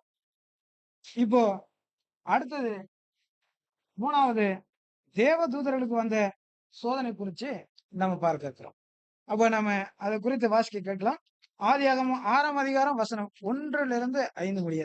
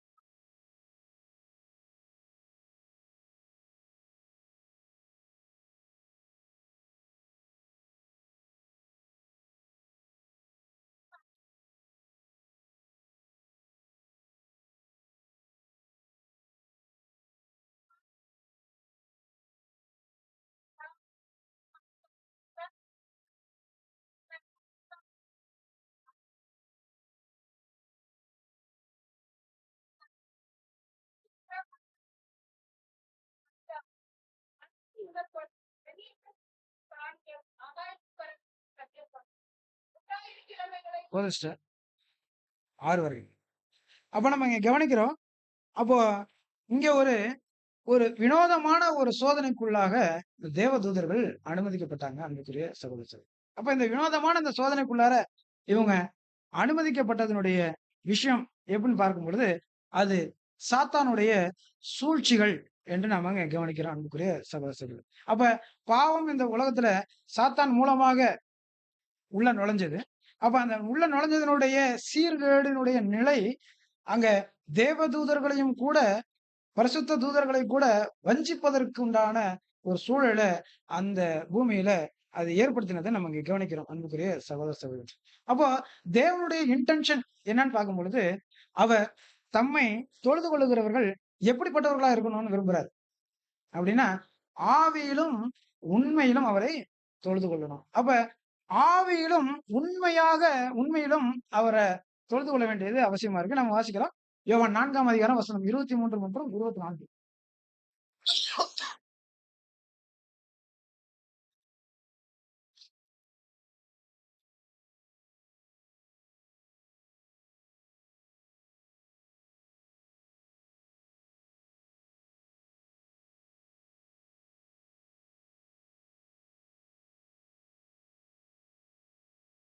அப்ப உண்மையாய் தொழுது கொள்ளுகிறவர்கள் எப்படிப்பட்டவர்களா இருக்கணும்னா, பிதாவே ஆவியோடும் உண்மையோடும் தொழுது கொள்ள வேண்டியது அவசியமா இருக்கு.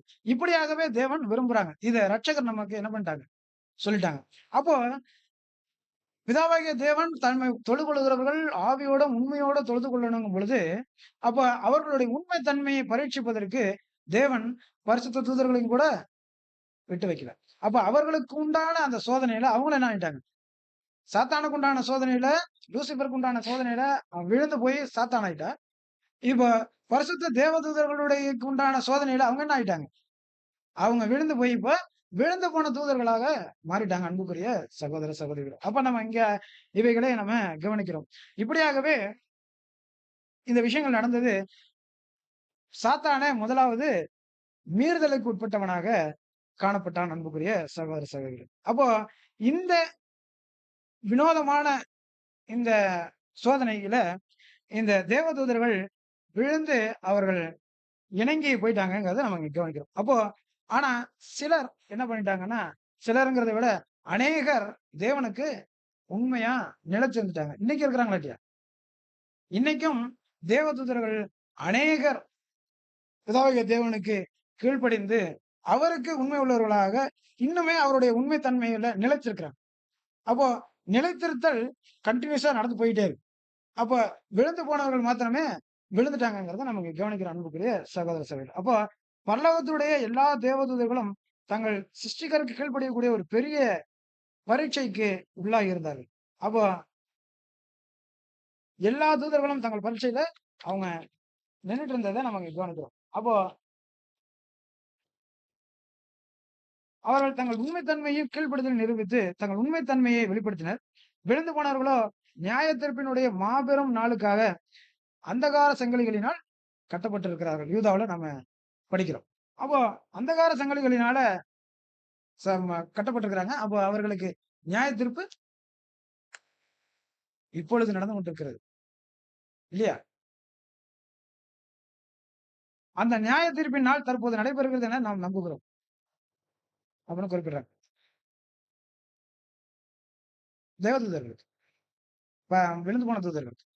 அப்போ நம்முடைய நடவடிக்கைகளை, நம்மளுடைய உண்மைத்தன்மையை பார்த்து அவங்க என்ன பண்ணுவாங்க? கற்றுக்கொண்டிருக்கிறாங்க. அப்ப அவங்க ஒருவேளை மனமாற்றம் அடையும் பட்சத்துல தேவன் அவங்களுக்கு கிருபை பண்ணுவாங்க. அப்போ நியாய தீர்ப்பின் நாள் தற்போது இதை நான் அப்படியே படிச்சேன். விழுந்து போனவர்களோ நியாய தீர்ப்பின் மாபெரும் நாளுக்கென அந்தகார சங்கிலிகளினால் கட்டப்பட்டுள்ளனர். அந்த நியாய தீர்ப்பின் நாள் தற்போது நடைபெறுகிறது என நாம் நம்புகிறோம் குறிப்பிடுறார். அப்போ இந்த காரியங்கள் இது தொடர்ச்சியாக நடந்து கொண்டு வருகிறத நம்ம கவனிக்கிறோம். அப்போ நம்ம கவனிச்சோம், சாத்தான் அவனுடைய சோதனையில விழுந்து போனதை பார்த்தோம்.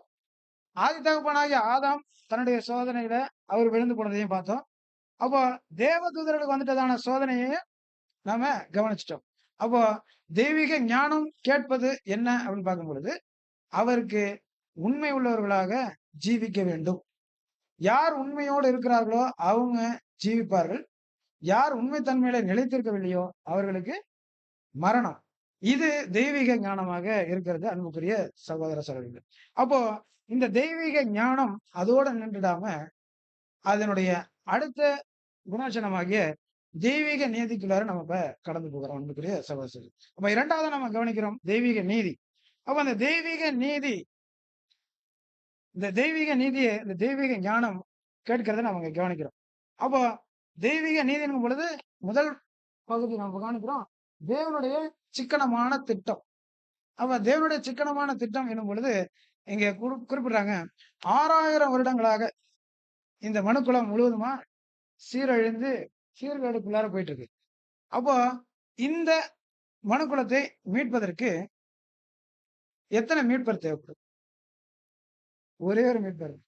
ஒருவேளை நம்ம முன்னாடி சொன்னோம் இல்லையா, ஒருவேளை ஆதாமுடைய சந்ததி பரிபூர்ண மனிதர்களாக இருந்து அநேகர் வந்துட்டு சந்ததி பெருகி ஒருவேளை ஒரு 1000 பேர் பிறந்துட்டாங்க. அப்போ அந்த 1000 பேரும் ஒருவேளை கீழ்படியாமைக்குள்ளார போயிட்டாங்கன்னு வைங்க. அப்ப எத்தனை பேர் தேவைப்படும்? 1000 பேர் தேவைப்படும். பாருங்க, தேவன் ஒரு சிக்கனமான திட்டத்தை உண்டு பண்ணியிருக்கிறாராமா. இது 7ஆம் அதிகாரம் கொடுத்துட்டதான உபத்தலைப்பு தேவனுடைய சிக்கனமான திட்டம். அப்போ 1000 பேர் தப்பு பண்ணியிருந்தா, கீழ்ப்படியாமைக்குள்ளார போயிருந்தா 1000 பேர் வேணும். ஏன்னா ஈடுபலி. ஈடுபலி என்ன சொல்லுது? ஜீவனுக்கு ஜீவன். ஆன்டி லூட்ரான். சரிநிகர் சமான விலை கிரயம்.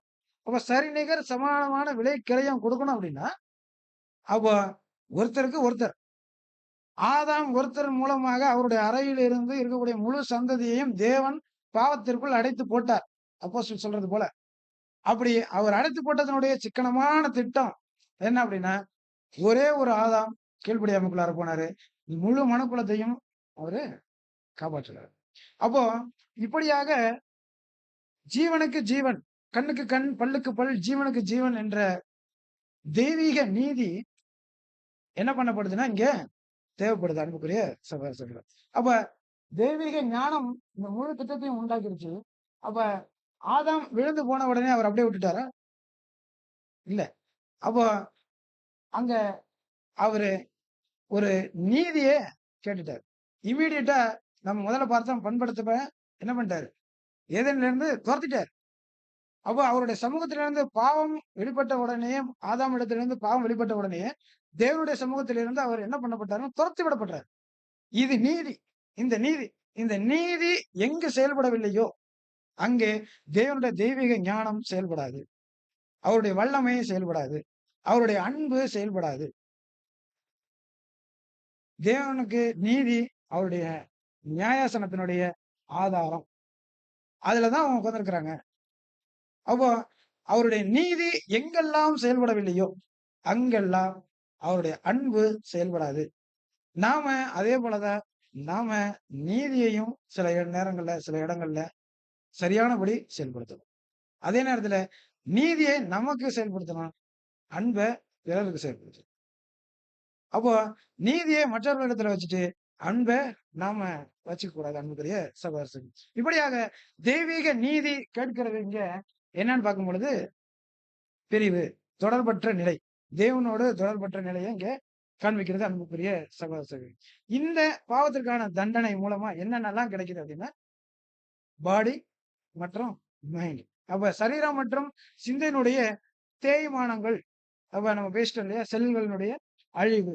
அப்ப இப்படிப்பட்டதான அழிவுக்குரிய நிலைக்குள்ளார ஒவ்வொருவரும் போயிட்டு இருக்கிறாங்க. அப்ப அப்படி போயிட்டு இருக்கிறவர்களுக்கு தேவன் அப்படியே விட்டுறதில்ல. அப்ப அவர்களுக்கு ஒரு முழு வாய்ப்பை தேவன் கொடுக்கிறதுக்கு தீர்மானம் பண்ணியிருக்கிறார் அன்புக்குரிய சகோதர சகோதரிகள். அப்ப அந்த ஏற்பாடு யார் மூலமா அப்படின்னா கிரைஸ்ட். அப்ப கிறிஸ்துவுக்குள்ளாக அந்த ஒரு ஏற்பாட்டை தேவன் செய்திருக்கிறாங்க.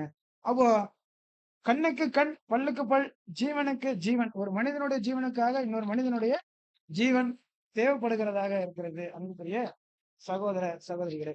அப்ப நம்முடைய ஆதி பெற்றோர் இப்படிப்பட்டதான ஒரு நிலைமைக்குள்ளார போகவும் அவங்க அந்த மரண தீர்ப்பை அடையணும். அதே போல தன்னுடைய ஒரே பேரான குமாரன் வந்து இந்த முழு உலகத்தையும் மீட்டுக் கொள்ள வேண்டும் என்பது தேவனுடைய தெய்வீக திட்டமாகவும் அவருடைய மாபெரும் ஏற்பாடாகவும் இருக்கிறது என்பதை நமக்கு கவனிக்கிறோம் அன்புக்குரிய சகோதர சகோதரி. அப்ப ஒரே ஒரு மனிதன் தப்பு பண்ணிட்டாரு. அதனால ஒரே ஒரு மனிதன் அதை மீட்பதற்காக மீட்பராக தேவைப்பட்டதை நம்ம கவனிக்கிறோம். அப்போ இங்க மார்க் 10:45 நம்ம வாசிக்க கேட்கலாம்.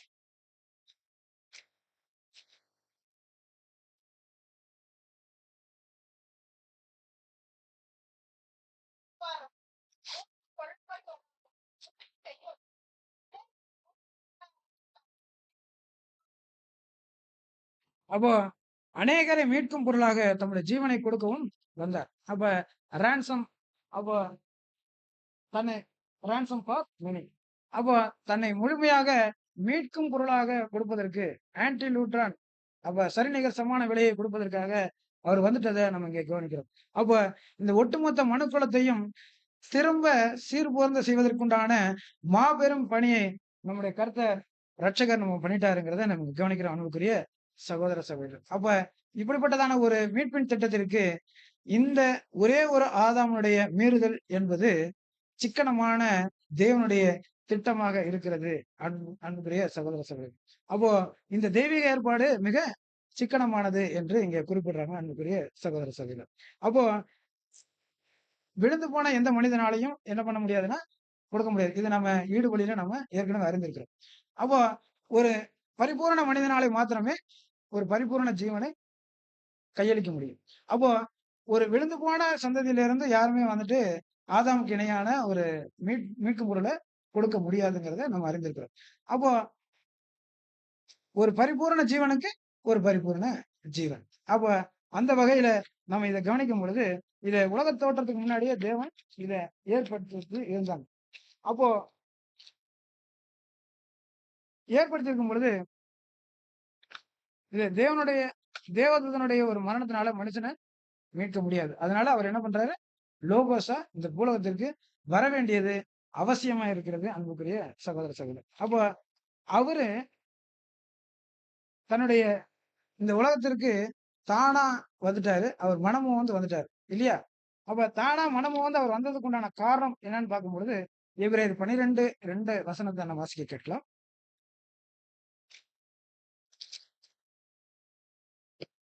அவர் தமக்கு முன் வைத்திருந்த சந்தோஷத்தின் பொருட்டு அவமானத்தை எண்ணாமல் அவர் தமக்கு முன் வைத்திருந்த சந்தோஷத்தின் பொருட்டு அவமானத்தை எண்ணாமல் சிலுவையை சகித்து தேவனுடைய சிங்காசனத்தின் வலது பாரிசத்தில் வீற்றிருக்கிறார்.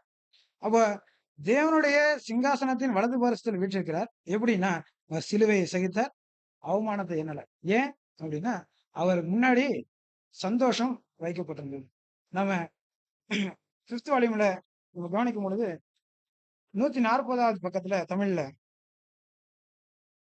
அவருக்கு 4 விதமான சந்தோஷங்கள் இருந்தது. அதுல முதலாவது, பிதாவினால் ஏற்றுக்கொள்ளத்தக்க மனமுவந்து செய்யக்கூடிய சேவை மூலம் பெறக்கூடிய சந்தோஷம். அப்போ அவரு எப்படி செஞ்சுட்டாரு அப்படின்னு பார்க்கும்பொழுது, வாலியன்ட்ரியா வந்து தன்னை சாக்ரிஃபைஸ் பண்ணிட்டார். அவரை யாராவது வற்புறுத்தினாங்களா? இல்ல. அப்போ பொதுவாக வைக்கப்பட்ட ஒரு விஷயம் நம்ம ஏசாயாவுல கவனிக்கிறோம் இல்லையா? அப்போ யாரை நான் என் காரியமாய் அனுப்புவேன் அப்படிங்கும் பொழுது, இதோ அடியேன் இருக்கிறேன் அப்படின்றார். அப்போ தன்னை தானாக முன் வந்து அர்ப்பணிக்கக்கூடிய ஒரு மனோபாவத்தை அவர் கொண்டிருந்தார். ஏன் அப்படின்னா, அவரு பிதாவாகிய தேவன் மேல வச்சிருந்ததான அன்பு, அவருடைய அவருடைய சித்தத்தை செய்வதன் மூலமா வரக்கூடிய சந்தோஷம் அப்படிங்கிறத நம்ம கவனிக்கிறோம். அப்போ மனுக்குலத்தை முற்றிலுமாக அவர் மீட்பதற்குண்டான அந்த திட்டத்துல அவருடைய பங்கு, அவருடைய முழு காரியத்தையும் அவர் வந்துட்டு அதனால கிடைக்கக்கூடிய சந்தோஷம், முழு மனுக்குலமும் மீட்கப்படும் அவருடைய மரணத்தின் மூலமாக, அவருடைய ஜீவன் கொடுக்கறது மூலமாகங்கிறத நமக்கு கவனிக்கிற அன்புக்குரிய சகோதர சகோதரிகளே. அப்போ இப்படி அவர் செய்யறதுனால, 3வது பாயிண்ட், அவர் இப்படி செய்யறதுனால உலகை ஆலோசிகையும் ஆசீர்வதிக்கணும், ராஜரீக ஆசாரியராக பிதாவினால் தகுதியுடையவராக எண்ணப்படுகிறதுனால் உண்டாக்கக்கூடிய சந்தோஷம், புது உடன்படிக்கை ஏற்றுக்கொள்பவர்களை பாவத்திலிருந்து உயர்த்தி தேவ கிருபைக்கு கொண்டு செல்வதனால் உலகிற்கு தெய்வீக திட்டத்தை வெளிப்படுத்துவதனால கிடைக்கக்கூடிய அவருடைய சந்தோஷம் அப்படிங்கிறத நம்ம கவனிக்கிறோம். அப்போ அது 4வது விஷயம் பார்க்கும் பொழுது, அவரு தன்னுடைய முன்னிருந்த நிலைமையை காட்டிலும் பிதாவாகிய தேவனோடு அவருடைய சிங்காசனத்திலே அமரக்கூடியதான வலது பாரிசத்திலே உட்காரக்கூடியதான அந்த மேலான சந்தோஷத்தை அவர் பெறுவதற்காக அவரு தானாக முன் வந்து செஞ்சுட்டார். அப்போ அங்க அவர் என்ன பண்ணிட்டாருன்னா, அவர் தமக்கு முன் வைத்திருந்த சந்தோஷம் இவைகள். இதனால அவர் பண்ணிட்ட விஷயம் என்னன்னு பார்க்கும் பொழுது, நம்ம அடிப்படை வேத பாடங்கள்ல கற்றிருப்போம். அப்ப அவருடைய மேலான மகிமை, அவரு எப்படிப்பட்ட மகிமையில இருந்தார் அப்படிங்கும் பொழுது, அவருடைய மவுத் பீஸா இருந்துட்டாரு. பிதாவாகிய தேவனுடைய மவுத் பீஸா இருந்துட்ட ஒருத்தரு, அவரு தன்னுடைய எல்லா நிலைகளிலிருந்தும் கீழ வந்து அநேக தேவதூதர்கள், இன்னும் கீழான தூதர்கள் நிறைய பேர் இருக்கிறாங்க. அதற்கும் கீழ ஒரு மனிதனாக அவரு இந்த பூமியில வரணும். அதுவும் எப்படின்னா, அவர் தன்னை உருமாற்றிக் கொண்டு மரியாளனுடைய வயிற்றுல அவர் வரணும். அப்போ அவர் வந்து, பொறந்து, அவர் அனுபவங்களை பெற்றுக்கொண்டு இந்த பூமியில, அதுதான் நம்ம வேத பாடத்துல அடிப்படை பாடத்துல கேட்கிறது போல, கரப்பாம்பூச்சி கூட்டத்துக்குள்ளார ஒரு மனுஷன் உள்ளார போய் வாழ்ற மாதிரி. அப்போ அவருடைய மகிமை, அவருடைய நிலை, அவரு எப்படிப்பட்டவரா இருக்கிறார் அப்படின்னு பார்க்கும்பொழுது, பரிசுத்தமா இருக்கிறார். பரிசுத்தமா இருக்கக்கூடிய ஒருத்தருக்கு அசுத்தமே நிறைந்த ஒரு உலகத்துக்குள்ளார எப்படி இருக்க முடியும்? அவரு அவரு அத சகிக்கிறதே அது ஒரு பெரிய விஷயம். அப்போ நம்மளிடத்திலேயே வந்துட்டு அது சொல்ல முடியாது. நம்ம ஒரு ட்ரெயின்ல போறோமோ, ஒரு பஸ்ல போறோமோ, இல்ல நடந்து போறோமோ, ஒரு கீழான ஒரு நிலையில இருக்கக்கூடிய மனிதர்களுடைய செயல்கள் நம்ம வந்துட்டு என்ன பண்ண முடியும்னா, முகம் சுளிக்க வைக்கும். அப்போ பிதாவாகிய தேவனுடைய மவுத் பீஸா இருந்துட்டதான அப்பேற்பட்ட ஒரு மகிமைக்குள்ளார இருந்துட்ட ஒரு ஒரு லோகோஸ் அவரு தன்னை உருமாற்றிக் கொண்டு பிதாவாகிய தேவனுடைய சித்தத்தை செய்வதற்காக அதை மாத்திரமே குறிக்கோளாக கொண்டு அவர் இந்த பூமியில தன்னை முழுமையா கொண்டு வந்து இடமாற்றீடு செய்யும் அவமானத்தை அவர் சகித்து அப்படின்னு கொடுக்குறார். அப்ப அவர் அங்கேயிருந்து இங்க சேஞ்ச் ஆகி வர்றதே என்ன அவமானம். அத அவர் என்ன பண்றாருன்னா சந்தோஷமா ஏற்றுக்கொண்டு இழந்து போன ஆதாமுடைய சந்ததியை மீட்பதற்காக தன்னை பிதாவினுடைய சித்தத்திற்கு முழுவதுமாக ஒப்பு கொடுத்தாருங்கிறத நம்ம கவனிக்கிறோம் அன்புக்குரிய சகோதர சகோதரி. அப்போ இதன் மூலமாக அவர் கிடைக்கக்கூடிய விஷயம் என்னன்னு பார்க்கும் பொழுது அவருடைய வலது பார்சத்துல அவரு உட்காரக்கூடிய ஒரு தேவனுடைய சிங்காசனத்தின் வலது பார்சத்தில் வீற்றிருக்கிறார். அப்போ வலது பார்சத்தில் வீற்றிருக்கக்கூடிய ஒரு மாபெரும் ஸ்லாக்கியம். அதுக்கு முன்னாடியும் அவர் எப்படிதான் இருந்துட்டார்? பிதாவாகிய தேவனோடு தான் இருந்துட்டார். இப்பவும் அவரு பிதாவாகிய தேவனோடு தான் இருக்கிறார். ஏதாவது மாற்றம் இருக்கான்னா இல்ல. ஆனா அவரு மவுத் பீஸா இருந்து மிகாயிலா இருந்து அவரு செய்துட்ட அவருடைய வேலைக்கும் அவருடைய மகிமைக்கும் இன்னைக்கு அவர் இருக்கக்கூடிய மகிமைக்கும் டிஃபரன்சியேஷன் இருக்கு. டிஃபரன்சியேஷன் இருக்கு. இன்னைக்கு அவரு சாகாமையில இருக்கிறார். சாகாமையில இருக்கிறார் இல்லையா? அப்போ அதுக்கு முன்னாடி வந்து மரித்திருக்க முடியாது இல்லையா? அப்போ அவரு பிதாவாகிய தேவனிடத்துல கொண்டிருந்த ஐக்கியத்திற்கும் உறவிற்கும் கூட இருந்ததுக்கும் இன்னைக்கு கர்த்தர் இயேசு கூடவே பிதாவாகிய தேவனோடு இருக்கிறதுக்கும் வித்தியாசம் இருக்கு. அப்படி பார்க்கும் பொழுது அது சாகாமை அழியாமைங்கிற பொசிஷன்ல அவரோட கூட இருக்கிறார். ஆனா அப்படி அவர் கூடவே பிதாவாகிய தேவனோடு கூடவே கர்த்தர் இயேசு இருந்துட்டாலுமே அவருடைய இருதயத்துல ஒரு துளியாவது மேட்டிமையோ அல்லது பெருமையோ கிடையாது. அப்போ இப்பொழுதுமே இந்த முழு உலகத்தையுமே அவர் மீட்டு யார்கிட்ட தான் கொடுக்க போறாரு? பிதாவாகிய தேவனிடத்துல கொண்டு போய் சரண்டர். ஏன்னா அவருடைய ஒரே பேரான குமாரனுக்காகவே இவைகளை தேவன் செய்துறாங்க. ஆனா கர்த்தர் இயேசு மீண்டுமாய் தன்னுடைய ராஜ்யத்தை முழுவதுமா யாருக்கு தான் கொடுத்தார்? பிதாவாகிய தேவனுக்கு தான் கொடுப்பாங்க. அவங்க மீண்டுமாய் கர்த்தருக்கே கொடுத்துருவாங்கிறத நம்ம கவனிக்கிறோம் அன்புக்குரிய சகோதர சகோதரி. அப்போ அப்படிப்பட்டதான ஒரு உன்னதத்துக்கு உயர்த்தப்பட்டிருக்கிற ஒரு விஷயத்தை நம்ம இங்க கவனிக்கிறோம் அன்புக்குரிய சகோதர சகோதரி. அப்ப பிதாவின் சித்தத்தை செஞ்சு அவருடைய அங்கீகாரத்தை பெறக்கூடிய மகிழ்ச்சியை அவர் பெற வேண்டியதா இருந்துச்சுங்கிறத நம்ம கவனிக்கிறோம். அப்போ இந்த விஷயத்த தேவதூதர்களோ அல்லது மனிதர்களோ எந்த விதத்திலையும் அவங்க புரிஞ்சு கொள்ள முடியாம இருந்துச்சுங்கிறத நம்ம கவனிக்கிறோம். அப்ப அவருடைய குணாதிசயத்தை ஆராதாரமா கொண்டக்கூடிய அவருடைய கொள்கைகள் வெளிப்படுத்தக்கூடிய இந்த தேவனுடைய திட்டம் எப்படிப்பட்டதுங்கிறது அவங்க யாருக்குமே தெரியாது. அப்போ அவங்க யாருக்குமே தெரியாது. தேவதூதர்களுக்கும் தெரியாது. என்ன நடந்துட்டு இருக்குதுங்கிறத அவங்க கூர்ந்து கவனிச்சுக்கிட்டே தான் வந்தாங்க. அப்போ என்ன நடந்து கொண்டு இருக்கிறது, என்ன செய்யறாங்க அப்படிங்கிறதே தெரியாது.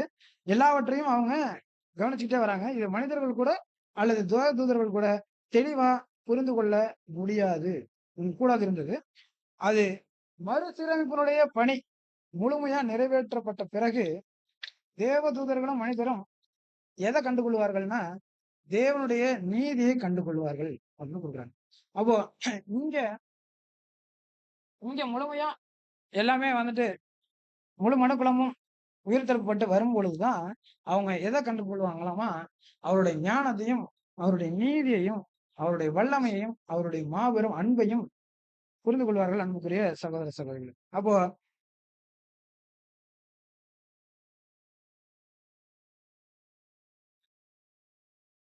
அடுத்தது நம்ம பார்க்கும் பொழுது அன்பு.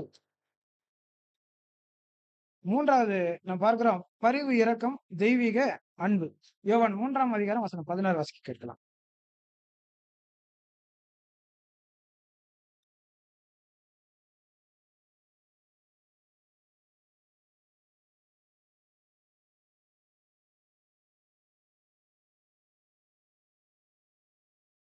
தேவன் தம்முடைய ஒரே பேரான குமாரனை விசுவாசிக்கிறவன் எவனோ அவன் கெட்டு போகாமல் நித்திய ஜீவனை அடையும்படிக்கு அவரை தந்தருளி இவ்வளவாய் உலகத்தில் அன்பு கூர்ந்தார். அப்ப அவருடைய அன்பு எப்பேற்பட்டதான அன்பா இருக்கு அப்படின்னு பார்க்கும் பொழுது, அன்புக்குரிய சகோதர சகோதரிகளே, அப்போ இந்த வழிகளினால தேவன் அவருடைய தெய்வீக பரிவு, இரக்க, அன்பை வெளிப்படுத்துகிறத நம்ம கவனிக்கிறோம். அப்ப அவருடைய ஒரே பேரான குமாரனையே அவர் இந்த பூமியில அனுப்பி, அவரை தந்தருளி இவ்வளவாய் இந்த உலகத்துல அன்பு கூர்ந்தார். முழு உலகத்தையும் அன்பு கூறுவதே அவருடைய நோக்கமா இருக்குது. அப்ப ஒரே பேரான குமாரன் என சொல்லும் பொழுது, அவர் எப்படிப்பட்ட குணலட்சணங்களை உடையவரா இருந்துட்டார். அப்போ அவர் என்ன நினைக்கிறாரோ, என்ன சொல்லுகிறாரோ பிதாவாகிய தேவன், அதை உடனடியாக செயல்படுத்துவதற்கு வாஞ்சையோடு இருக்கக்கூடியது மாத்திரமல்ல, அதை செயல்படுத்தியும் காட்டக்கூடிய ஒரு குமாரன். அப்ப ஆதியும் அந்தமுமா இருக்கிறார் தேவனுடைய சிருஷ்டிப்புக்கு. அப்போ தன்னுடைய நேரடி சிருஷ்டிப்பா இருக்கக்கூடிய தன்னுடைய ஒரே பேரான குமாரன், அவரு எப்படிப்பட்ட குணநலன்களை உடையவரா இருக்கிறார்னா, தன்னுடைய எல்லா விதத்திலும் தனக்கு கீழ்ப்படிதலை மாத்திரமே காட்டக்கூடியவரா இருக்கிறார். அவரு எப்பேற்பட்ட நிலைமையிலும் சரி, அவரு லோகோஸா இருந்துட்டாலும் சரி, மிகாயலா இருந்துட்டாலும் சரி, தன்னுடைய ஒரே பேரான குமாரனா, மனுஷகுமாரனா அந்த பூமியில வந்துட்டாலும் சரி, சிலுவையை சுமக்கும் பொழுதும் சரி, அந்த அவமான சிலுவையை அவர் சகிக்கும் பொழுதும் சரி, அல்லது அந்த அடிகளை அவர் பெற்றுக்கொள்ளும் பொழுதும் சரி, காரி உமிழும் பொழுதும் சரி, அவருடைய உண்மைத்தன்மையை அவரு வெளிப்படுத்தி காட்டக்கூடிய ஒரு குமாரனா அவர் இருக்கிறாரு. இவை யாவும் யாருக்கு தெரியும்? பிதாவாகிய தேவனுக்கு தெரியும். ஆனாலும் அவர என்ன பண்றாரு? அவருடைய அன்பு எப்படிப்பட்டதான அன்பா இருக்குன்னு பார்க்கும் பொழுது, தன்னுடைய ஒரே பேரான குமாரன் மேலயும் அன்பு வச்சிருக்கிறாரு. அதே நேரத்துல இந்த முழு உலகத்தின் மேலயும் அன்பு வச்சிருக்காரு. ஆதாம் கீழ்ப்படியாமலே கீழ விழுந்த உடனே அப்படியே விட்டுருக்கலாம். ஆனா அவர் விடலாம தேவன் இந்த முழு மனுக்குலத்தையும் மீட்டுக் கொள்வதற்கு இந்த தெய்வீக திட்டத்தை ஏற்பாடு செஞ்சிருக்கிறாங்க. அப்ப அப்படி பார்க்கும் பொழுது, தேவன் அவருடைய குமாரன நொறுக்க சித்தமாயிட்டார். அப்போ அவர நொறுக்க சித்தமாகிற அளவுக்கு அவரு அன்பு காட்டுகிறார். யார் மேலன்னா உலகத்தின் மேல. அப்போ உலகத்தின் மேல நொறுக்க தன்னுடைய குமாரனையே நொறுக்கி அவர வாரினால் அடுப்பிச்சாங்க இல்லையா? அதெல்லாம் நம்ம கேட்டிருக்கோம். அப்ப வாரினால் அடுப்பிச்சு அவர ரத்தம், சதையும் கிழிச்சு அந்த அளவுக்கு அவர வேதனைக்குட்படுத்தி, அவர் அவமான மரணத்தை அவரு ஏற்றுக்கொண்டாரா? கர்த்தர் இயேசு. அப்போ அந்த அவமான மரணத்தை அவருக்கு கொடுத்து, அதன் மூலமாய் அவரு தன்னுடைய உண்மைத்தன்மை நிரூபிக்கிறதன் மூலமாக, தன்னுடைய ஒரே பேரான குமாரனுக்கு சாகாமையும், அவருடைய மெய் திருச்சபைக்கு சாகாமையும் கொடுக்கக்கூடிய மாபெரும் தெய்வீக திட்டத்தை தேவன் ஏற்படுத்தியிருக்கிறாங்கங்கிறத நம்ம கவனிக்கிறோம். அப்போ இப்படியாக இந்த விஷயத்தை நம்ம கவனிக்கும் பொழுது அன்புக்குரிய சகோதர சகோதரிகளே, இவ்வளவாய் உலகத்தில் அன்பு கூர்ந்தார். அவருடைய அன்பு எப்படிப்பட்டதா இருக்குன்னா, இப்படியா இருக்கு. ஒருவேளை அந்த பாவம் இந்த உலகத்துக்குள்ளார வராம இருந்துச்சுன்னா, அதனுடைய வலியோ, வேதனையோ எதுவுமே தெரிஞ்சிருக்காது. அப்போ இந்த பாவம் இல்லாத இருந்துச்சுன்னா, அவருடைய இரக்கம், அவருடைய அன்பு, அவருடைய பரிவு, பரிவுனா இரக்கம். அப்ப பரிவுனா தூக்கி விடுறது. அப்ப இரக்கம்னா அது அதுக்கு அவங்களுக்கு சேவை செய்யக்கூடிய விஷயம். அப்போ ஒவ்வொன்றுக்கும் உண்டான படிநிலைகள் பார்க்கும் பொழுது, அவருடைய பரிவு, இரக்கத்தை, அவருடைய அன்பை அவர் வெளிப்படுத்துறதுக்கு அவரு எதை யூஸ் பண்ணிட்டாரு? பாவத்தை யூஸ் பண்ணிட்டாரு. பாருங்க, மைனஸா இருக்கக்கூடிய விஷயத்த பிளஸ் ஆக்கிருவாரு தேவன். எந்த விதமான தீமையான விஷயத்தையும் அவரு நன்மைக்கு ஏதுவாய் மாற்றுகிற வல்லமை உள்ள தேவன். அவருடைய தெய்வீக ஞானம் அப்படியாக அதை செய்கிறத நம்ம கவனிக்கிறோம். மைனஸா இருக்கிறதுல நடுவுல ஒரு கோட போட்டு பிளஸ் பண்ணிட்டாரு. பிளஸ் ஆக்குறதுக்கு தேவன் யூஸ் பண்ணிட்டாங்க கிராஸ். கிராஸ் அவமான சிலுவையே வந்துட்டு தேவன் யூஸ் பண்ணிட்டாங்க. யூஸ் பண்ணி தேவன் இந்த முழு மனுக்குலத்தை மேலயும் எப்படிப்பட்டதான ஒரு அன்பை காட்டியிருக்கிறாங்க. அப்ப அவருடைய அன்பு, அவருடைய இரக்கம், அவரு வரும்பொழுது அது எப்படிப்பட்டதா இருக்குன்னா, மற்றவருக்காக தன்னுடைய ஜீவனை கையளிக்கக்கூடிய அன்பை காட்டிலும் வேறொரு அன்பு இல்லங்கிறத நம்ம இங்க கவனிக்கிறோம். அப்போ ஒருவரிடத்திலும் அது இல்ல. அப்ப தன்னுடைய குமாரனை இந்த உலகத்துக்காக மரிக்க அனுப்பிய பிதாவுடைய அன்பு இந்த அவருடைய திட்டத்துல இப்படியா காண்பிக்கப்பட்டிருக்கிறத நம்ம கவனிக்கிறோம். அன்புக்குரிய சகோதர சகோதரி. அப்போ நம்ம அடுத்தது கவனிக்கும் பொழுது,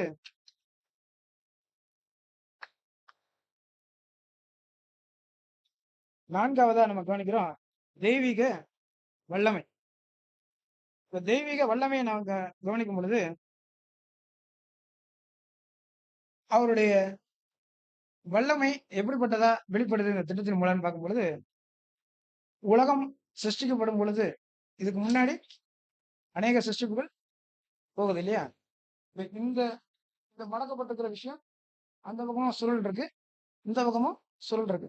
அப்போ அந்த பக்கமும் அநேக விஷயங்கள் நடந்துருச்சு. இதுக்கப்புறமும் நெறைய நடக்க போகுது. அப்போ அவருடைய வல்லமையினால இவைகள் எல்லாம் சிருஷ்டிக்கப்பட்டிருக்கு. அண்ட சராசரங்கள் முழுவதுமா சிருஷ்டிக்கப்பட்டிருக்கு. அவைகள் அதனுடைய நேர்கோட்டுல போயிட்டு இருக்கு. ஒவ்வொரு கிரகங்களும், ஒவ்வொரு சூரிய குடும்பங்கள்ல இருக்கக்கூடிய விஷயங்களும் அதனுடைய நேர்கோட்டுல போயிட்டு இருக்கு. அப்ப துருவ சக்கர நட்சத்திரத்தை குறித்து சகோதரர் பாடம் எடுத்திருந்தாங்க. அப்ப அவைகள் வந்துட்டு என்ன பண்ணப்படுமானா, ஜிக்ஸாக் மாதிரி தாறுமாறாக ஓடுமாம். அதையும் தேவன் என்ன பண்றாங்க? அவருடைய வல்லமையினால வழி நடத்தி கொண்டு வருகிறார் அன்புக்குரிய சகோதர சகோதரி. அப்போ தட்டு தடுமாறி நிலை குலைந்து ஓடக்கூடிய நட்சத்திரங்களையும் கூட தேவன் அவருடைய வல்லமையினால ஆண்டு வழி நடத்தி வருகிறார் அவருடைய வல்லமையினால. ஆனா இவைகள் எல்லாம் செய்துட்டாலும் கூட இவைகள் எல்லாம் செய்துட்டாலும் கூட அப்போ அங்க இருந்து இங்க கொண்டாந்து ஆதாம தேவன் உண்டாக்குறாங்க. அப்போ ஆதாம் மனிதன் எப்படிப்பட்டதா சிருஷ்டிக்கப்பட்டார் பார்க்கும் பொழுது, பிரமிக்கத்தக்க விதமாய் அதிசயமாய் உண்டாக்கப்பட்டேன்னு நம்ம வாசிக்கிறோம். அப்போ பிரமிக்கத்தக்க விதமாய் நம்முடைய சரீர அங்கங்களை தேவன் உண்டாக்கிட்டாங்க. அப்ப பூக்கள், மலர்கள், இன்னும் அநேக சிருஷ்டிப்புகளை நம்ம சொல்லிக்கிட்டே போகலாம். அப்ப சிருஷ்டிப்புகள்ல அவருடைய வல்லமை வெளிப்பட்டிருக்கிறது அன்புக்குரிய சகோதர சகோதரிகளே. ஆனா இவைகள் எல்லாம் விட அவர் இனி இயக்கவிருக்கிற ஆற்றலோடு ஒப்பிடும்போது முன்பு வெளிப்படுத்தப்பட்ட ஆற்றல் சிறிதளவே ஆகும்னு அவர் குறிப்பிடுறாங்க. அப்ப இவங்க செய்ய போறாங்க. இங்க இருந்து செங்கடலை பிளந்துட்டாங்க, மன்னாவை கொடுத்துட்டாங்க. இன்னும் அநேக விஷயங்கள் நடந்துருச்சு. நிறைய பேரை வந்துட்டு அற்புதங்கள் பண்ணியிருக்கிறாங்க, அடையாளங்களை வெளிப்படுத்தியிருக்கிறாங்க. இவ்வளவு செஞ்சுட்டாலுமே கூட, ஆனா இங்க பண்ண போறாங்க ஒரு விஷயம். இங்க பண்ண போற இந்த ஒரு விஷயம் வந்துட்டு இவை இதற்கு முன்னாடி செஞ்சுட்ட எந்த விஷயத்திற்கும் ஒப்பானது அல்ல அப்படின்னு குறிப்பிடுறாங்க. அப்போ இங்க மட்டும்தான் அந்த விஷயம் நடக்குதா? இங்க என்ன விஷயம் நடக்குது சார்? ரிசரக்ஷன். ரிசரக்ஷன் அவருடைய வல்லமையிலே மிகப்பெரிய விஷயம் அப்படின்னு பார்க்கும் பொழுது அது ரிசரக்ஷன் அப்படின்னு நீங்க குறிப்பிடுறாங்க. அப்ப உயிர்த்தெழுதல் எங்க நடக்குது? இங்க நடக்குது. இதுக்கு முன்னாடி எங்க நடக்கலையா?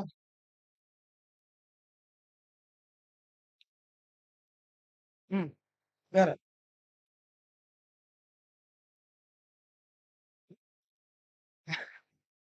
அப்புறம் இப்ப நமக்கெல்லாம் உயிர்த்தெழுதல் இல்லையா? நம்மள உயிர்த்தெழுந்துட்டோமா இல்லையா? ஏதாவது? அ.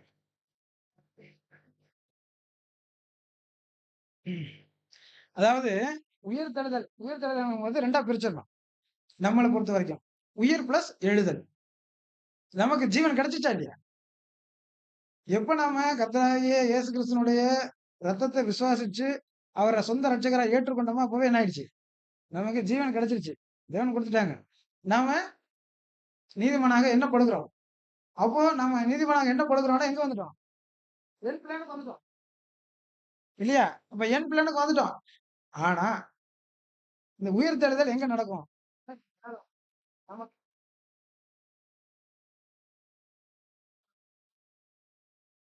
போனா தான் நமக்கு நம்ம மகிமை அடையும் பொழுது தான் வந்துட்டு நமக்கு என்ன கிடைக்கும்? எழுதலினுடைய ப்ராசஸினுடைய எண்டிங், முடிவு. அதுவரையிலும் நமக்கு உயிர் இருக்கு. எழுதல் நடந்துட்டு இருக்கு. இல்லையா? ஆனா 1878க்கு அப்புறம் பரிசுத்தவான்கள் உயிர் தெழுந்துட்டாங்க. அவங்களுக்கு உயிர்த்தெழுதல் கிடைச்சிருச்சு. அப்போ இந்த உயிர்த்தெழுதல், இந்த ஜீவன் கொடுத்த விஷயம் நமக்குள்ளார அவருடைய வல்லமை வெளிப்பட்டிருக்குதா இல்லையா? பிதாவாகிய தேவனுடைய வல்லமை வெளிப்படுத்தப்பட்டதன் விளைவாக நமக்கு அது கிடைச்சிருக்கு. அப்போ கர்த்தர் இயேசு தானாவே உயிர்த்தெழுந்துட்டாராம். பிதாவாகிய தேவன் அவரை மரித்தோரில் இருந்து எழுப்பினார். அப்படிதான் வசனம் இருக்கு. அப்போ பிதாவாகிய தேவன் அவருடைய வல்லமையை உயர்த்துறதில்ல கர்த்தர் இயேசுக்கு பிரயோகப்படுத்தினாங்க. அதுக்கு பிறகு 1878க்கு பிறகு பரிசுத்தவான்கள் காத்திருந்த மரித்த பரிசுத்தவான்கள் அத்தனை பேரையும் தேவன் எழுப்பியிருக்கிறாங்க.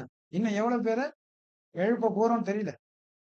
அப்போ உயிர்த்தெழுதல் மூலமாக அவருடைய மகா பெரிய வல்லமை என்ன பண்ணப்பட்டிருக்குன்னா வெளிப்படுத்தப்பட்டிருக்கிறது. அன்புக்குரிய சகோதர சகோதரிகளே, அவர் இதுவரையிலும் அவருடைய வல்லமையினால செய்துட்ட அத்தனை விஷயங்களிலேயும் இது மாபெரும் வல்லமையாக இது காணப்படுகிறது. அன்புக்குரிய சகோதர சகோதரிகளே, அப்ப இதுவரையிலும் அவர் செஞ்சுட்டதான எல்லா விஷயத்தை விட நம்ம வாசிக்கிறோம். மத்தேயு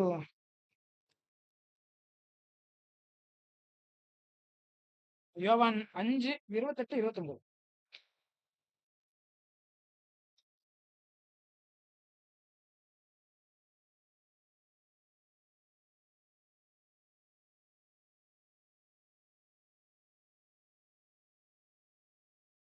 அப்போ பிரேத குழியில இருக்கக்கூடிய அனைவரும் அவருடைய சத்தத்தை கேட்கக்கூடிய காலம் வரும். அப்ப வரும் பொழுது மகா பிரதான ஆசாரியன் என்ன பண்ணுவாரு? வெளியில வந்து முழு உலகத்திற்கும் மேலையும் ரத்தத்தை தெளிப்பார். அப்ப ரத்தத்தை தெளிக்கும் பொழுது அங்க யாவரும் ஆசீர்வாதத்தை பெற்றுக்கொள்வாங்க. அப்ப ஆசீர்வாதத்தை பெற்றுக்கொள்வாங்கன்னா என்ன பெற்றுக்கொள்வாங்க? திரும்ப கொடுக்கக்கூடிய காலத்துல இழந்த அத்தனை உரிமைகளையும் அவங்க திரும்ப பெற்றுக்கொள்ளக்கூடிய அந்த காலத்துல அவங்க பெற்றுக்கொள்வாங்கிறத நம்ம கவனிக்கிறோம். அன்புக்குரிய சகோதர சகோதரி, இப்படியாக அவருடைய மாபெரும் ஞானம் வெளிப்படுது. அப்போ அவருடைய இந்த நீதி, அன்பு, வல்லமையில எல்லாத்துலயுமே எது இருக்கு? அவருடைய ஞானம் வெளிப்பட்டிருக்கு. அப்ப அவர் ஞானமான தேவன், சர்வ ஞானம் உள்ள தேவன். அதனால அவங்க முழுமையா என்ன பண்ணப்பட்டிருக்கிறாங்கன்னா, அவருடைய நீதிய அவர் ஞானமா செய்திருக்கிறார். அவருடைய அன்ப அவர் ஞானமா தான் செய்றாரு. அவருடைய வல்லமையையும் கூட அவரு ஞானமாகவே செயல்படுத்துகிறத நம்ம இங்க கவனிக்கிறோம். அன்புக்குரிய சகோதர சகோதரிகளே, அப்போ ஒவ்வொரு மனிதனுடைய ஆத்மாவும் அப்ப எழுப்பப்படும்.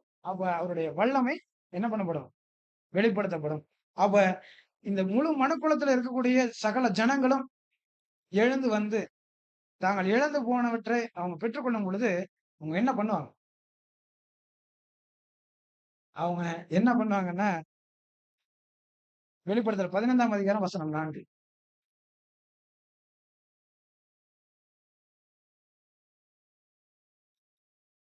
வெளிப்படுத்தல் 15:4 சொல்லுது.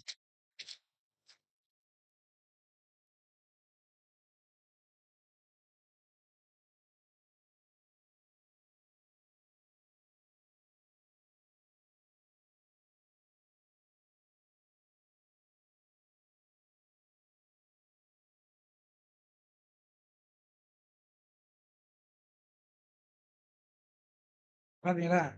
கர்த்தாவே, யார் உமக்கு பயப்படாமலும் உமது நாமத்தை மகிமைப்படுத்தாமலும் இருக்கலாம். எப்போ? இப்பயா? இப்போ உலக ஜனங்களுக்கு என்ன தெரியாது? தேவனையே அறியாதவர்களா இருக்கிறாங்க. தேவனையே தெரியாதவர்களா இருக்கிறாங்க. சிறு கூட்டமாகிய நாம மாத்திரம் தான் என்ன பண்ணியிருக்கிறோம்? பிதாவாகிய தேவனையும் கர்த்தரையும் அறிந்திருக்கிறோம். கர்த்தரை அறிஞ்சிருக்கிறாங்க அநேகர். ஆனா கர்த்தரை முழுமையா அறிந்து கொள்ளவில்லை. அப்போ நாம் மாத்திரமே பிதாவாகிய தேவனை, கர்த்தரை அறிந்திருக்கிறோம். ஆனா நாம இன்னைக்கு என்ன பண்றோம்? அவரை துதித்து பாடிக்கொண்டிருக்கிறோம். அவருடைய வல்லமையையும், அவருடைய ஞானத்தையும், அவருடைய அன்பையும் நம்ம போற்றுகிறோம்.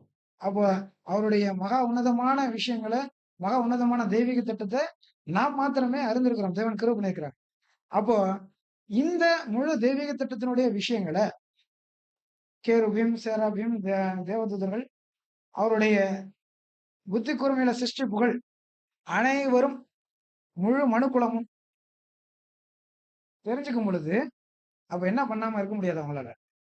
அவங்களால அவரை போற்றி துதிக்காமல் இருக்க முடியாது. உண்மையுள்ள இருதயத்துல உள்ளவர்கள் என்ன பண்ணுவாங்க?